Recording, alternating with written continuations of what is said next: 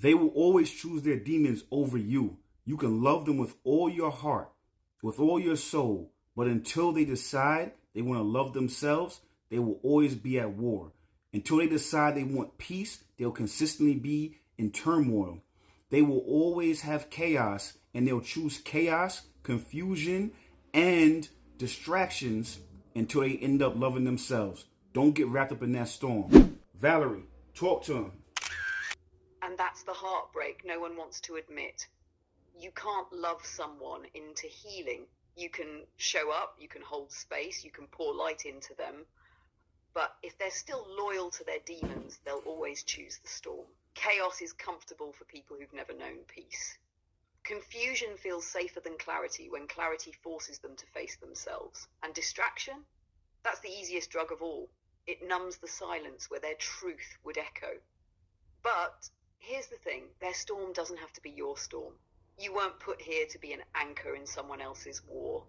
You were put here to remember your own divinity, to guard your own peace. So stop trying to outlove their demons.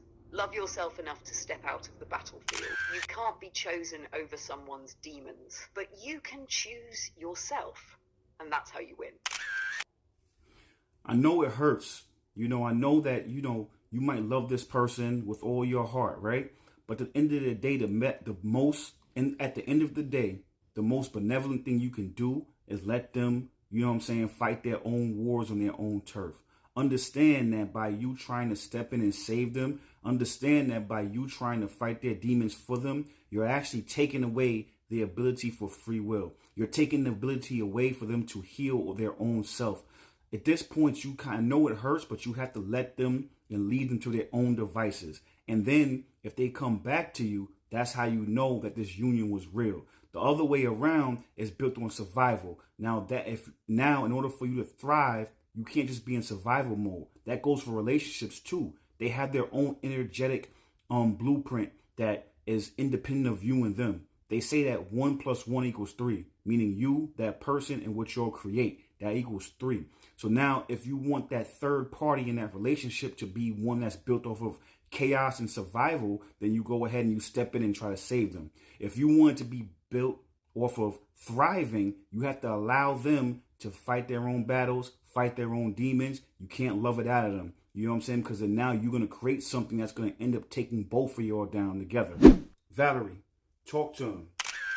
And that's the difference between survival love and sovereign love. Survival love says, I'll carry both of us even if it kills me. Sovereign love says, I'll walk beside you, but I won't fight your demons for you. Because when you step into someone else's war, you're not saving them, you're sacrificing yourself. And what you create together isn't peace, it's a battlefield. That third energy you talked about, if it's born from chaos, it'll consume both of you.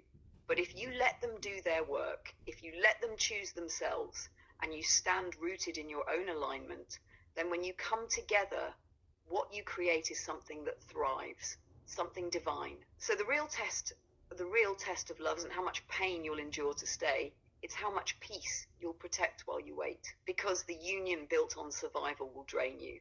The union built on sovereignty will sustain you. You have to ask yourself, what is it that you actually want out of life? You know what I'm saying? What's the purpose of a relationship to you? End of the day, it's alignment over love. You know what I'm saying? Because now if you're in alignment with yourself, then that means that everything that you allow into your life has to be in alignment with that best self, with your higher self. So if relationships come into your life and they're not in alignment with you, you have to also ask yourself the question, why is this still attached to you? Why is it still sticking to you? What isn't in alignment with? Because if it's still able to be in your hemisphere and to be in your life, but yet it's draining you and you're creating survival patterns within that relationship, then you have to also ask yourself, why is that happening? What unhealed parts of myself is this trying to show me? Valerie, talk to him. The real question is, what part of yourself is this person reflecting back to you? Is it your unhealed wounds, your hidden strength, or the pieces of yourself you've been afraid to acknowledge? Because sometimes a relationship unveils the shadow you haven't faced, your jealousy, your abandonment wounds, your fear of not being enough. the lesson you've been avoiding: boundaries, patience, detachment, forgiveness, or the light you've forgotten: your capacity to love, to stand tall, to remember your worth. So when you ask, what is this relationship trying to show me? The answer isn't about them, and it's about you. All right, thank you. Listen, if y'all really fuck with the flow, you know what I'm saying, see what we do. This is a little taste of how we do things. Follow us on YouTube. My YouTube is Omarvelous. You can search me on YouTube, or you can go into my TikTok bio. There's a link to my YouTube there. On Sundays and Mondays, typically speaking, we flow and we go live and we do deep dives for about 2 to 2.5 to 3 hours. You know what I'm saying? Also, we're gonna start going over YouTube and doing lives over there. So if you really fuck with what we do, you know what I'm saying? Follow us over there. Stay tuned.